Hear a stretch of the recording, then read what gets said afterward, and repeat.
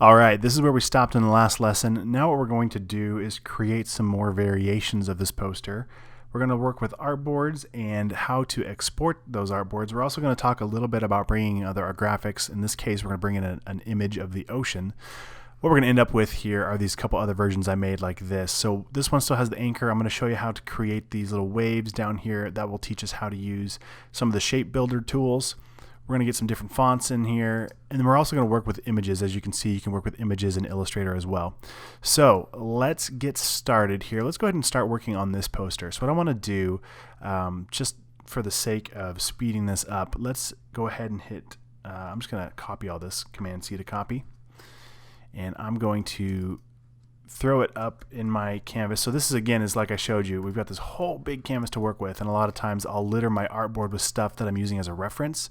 So this could have even been like an idea or a sample you got from somewhere else and you wanted to just paste it in here.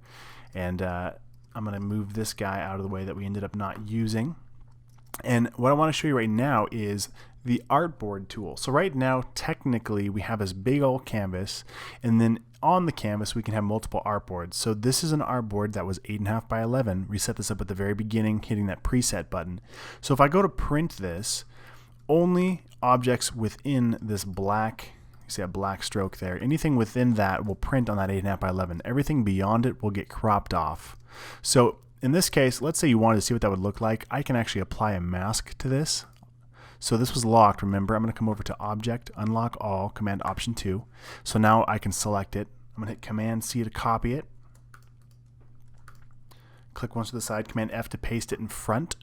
And I have two objects now. I'm just going to change color so you can see that. I just pasted it right in front, Command-F. If I hit Command-V, it's just going to throw it anywhere on the artboard that it feels like, but I want to put it right on top of that other one here. So now I've got two shapes. And now I'm going to shift-click on that blue anchor. So I've got the blue anchor and this blue box in front of it selected. And I'm going to hit Command-7 to create a mask. And what that did is it actually pasted that shape inside of the other mask. If you want to get rid of it, you can right-click and click Release Clipping Mask. Okay, but basically what I'm doing is I'm just cropping that. It's not a destructive crop though, so Command F to paste that shape I had in front. Shift click, Command 7. There we go. So I just trimmed it, and now it brought it in front of my text. So I'm gonna hit Command left bracket key to put it back behind that text. Okay, the whole reason for that was so you could see, okay, this is what it's gonna print like. But if you wanted to crop that off, you totally can using those shapes to mask. Okay, so let's get the artboard tool now. I'm going to hit Shift-O. It's the same as clicking right here on that artboard tool icon. And now I can click and drag. Let's see this little toggle up here in my options bar. That's going to decide whether the artwork comes with me or if it stays by itself. So right now it's turned on. So if I hold down the Alt key and now drag to the right, and if I hold down the Shift key, it should keep it, there we go, and perfectly, no matter where my mouse goes up and down, it keeps it in line with the other artboard. Now if I let go, all of that artwork came with me. So this is a great way to build something once and then create multiple variations. Once I get this where I want, I can hit the Escape key to commit that there, and now I've got two artboards. And if I look over here in my, right next to my Layers panel, I've got this Artboards window. So now I actually have two artboards, and I can rename them. If I hit Shift-O again to get my artboard tool, I'll click once on this artboard, and I can see the name of it here called Artboard 1. Well, I could call this Comp 1. And I could click on this one and call it Comp 2. And the benefit to doing that is later down the road when we go to export this now, it'll use those names as part of the file name when we export it, saving us a step and also making it easy for your clients to see which version you're talking about as you're working with them. So I'm going to hit the Escape key to get out of that, and I'm going to zoom out a little bit, and let's look at what we're going to do here. So I'm going to grab this guy, move it down a little bit, and I'm again cheating because I've got this right next to me. If you wanted to, if you're on a PC, you can hit your print screen button to copy my screen. You can pause this video right here. On a Mac, I'm going to hit Command Shift and the number 4, and you could click and drag and then let go. So go ahead and pause the video, take a picture of my colors if you want to.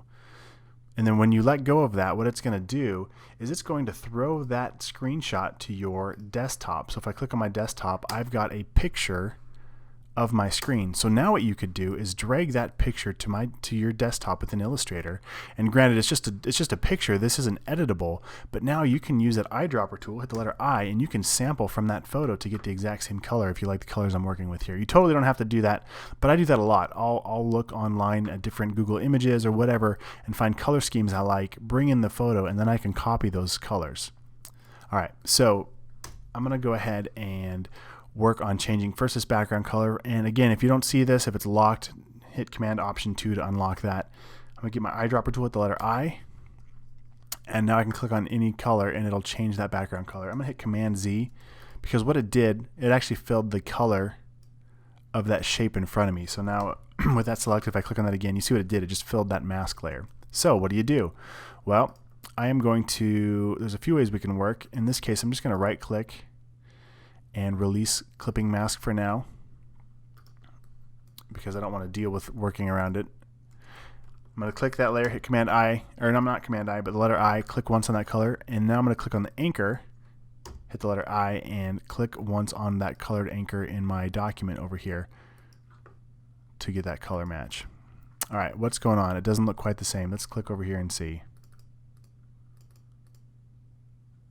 Okay, so my anchor inside of that artwork is actually set at a 30% opacity. So if I click once on this anchor and I set it to 30%, there we go. Now it looks a lot closer. In fact, it's an exact match. All right, this anchor is also centered, so I'm going to click once on this anchor here, and I'm going to click on that Align to Artboard. Click on the horizontal align, and now it's centered. Okay, so the next thing I want to look at is, let's look at how we made these waves. What I did, hit the letter M to get your rectangle tool, click and draw a rectangle, and then hit the letter L to get your ellipse tool. And I'm just going to change my color, mostly just so it's easier to see what we're doing here. Oops. Now I'll change my color, and that's deselected. And I'm going to hover right over the line here until I get the little smart guy that says path. I'll hold down the Shift key, and then I'll click and drag, which will start a perfect circle. If I don't hold down the Shift key, you can see it skews it. Hold down the Shift key. Now hold down the Alt key, and instead of dragging from the top, it'll drag out from the center since I'm holding Shift and Alt. So I get a circle here, and now I let go with the mouse and then let go of my modifier keys.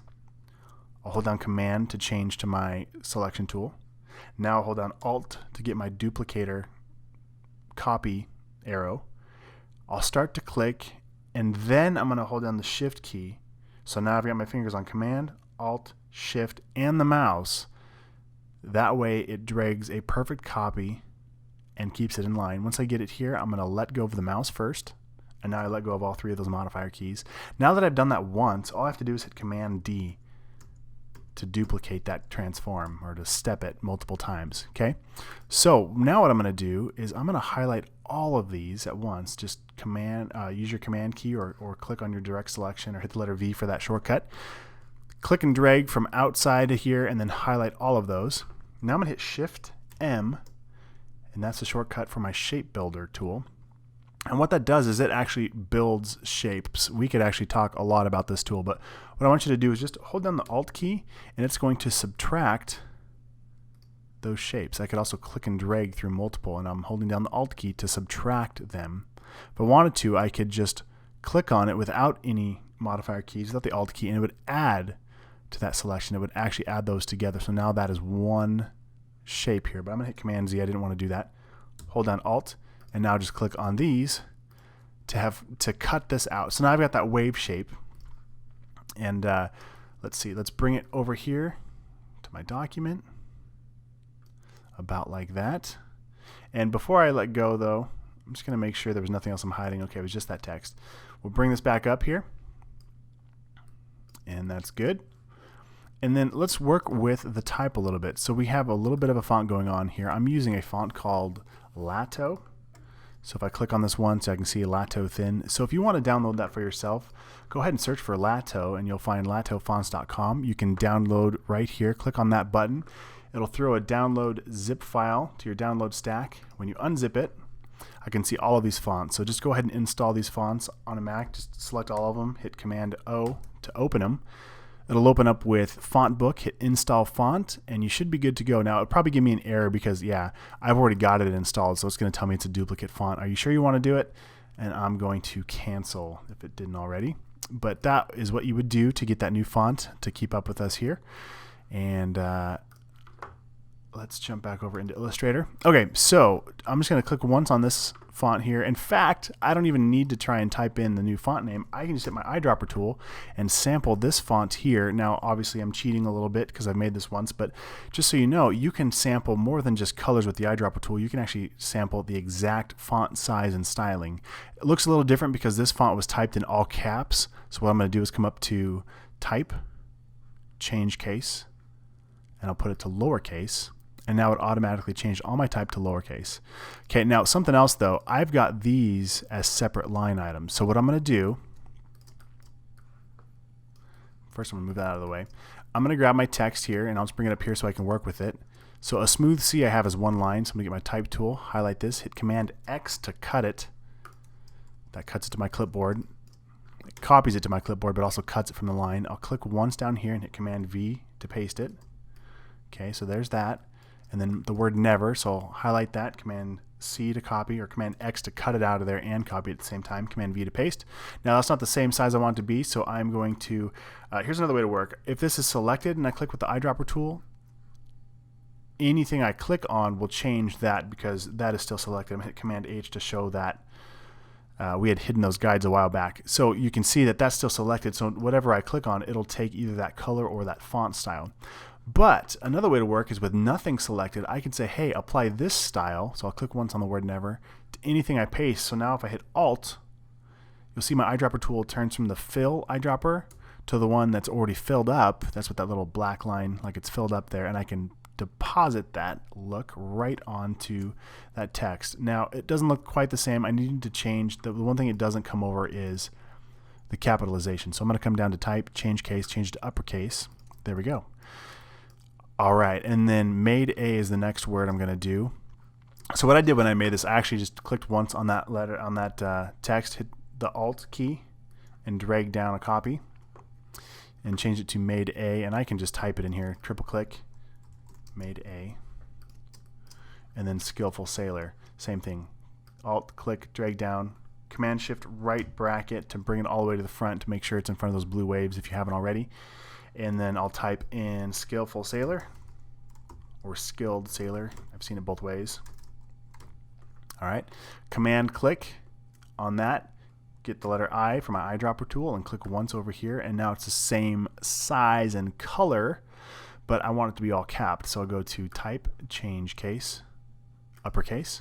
All right, now just a little bit of house cleaning to get this finished off here. I'm going to click on all of these, shift click to get multiple selections at once, and I want to align these to my artboard. Now my options bar has got so many things going on that the align bar got kind of hidden here, and if you don't see it here, you can also come up to Window, down to Align, and that'll actually pop open a separate alignment box here we can work with. So with all these selected, I'm going to click this tiny little drop down and make sure I've got my show options, and down here under Align to, I want to make sure it's aligning to the artboard. Okay, so I'm just going to click once on the horizontal sender. Now, because we're aligning to the artboard, it's going to use this as the reference. But let's say you've got a couple objects here and you wanted these to align. Let's say that left edge you wanted to align, but you didn't want to worry about the artboard itself. So you can shift click multiple objects and then take your finger off the shift button, click once on whichever object you want to be the one that it references. So let's say we want never to line up with the word, or with this sentence up top.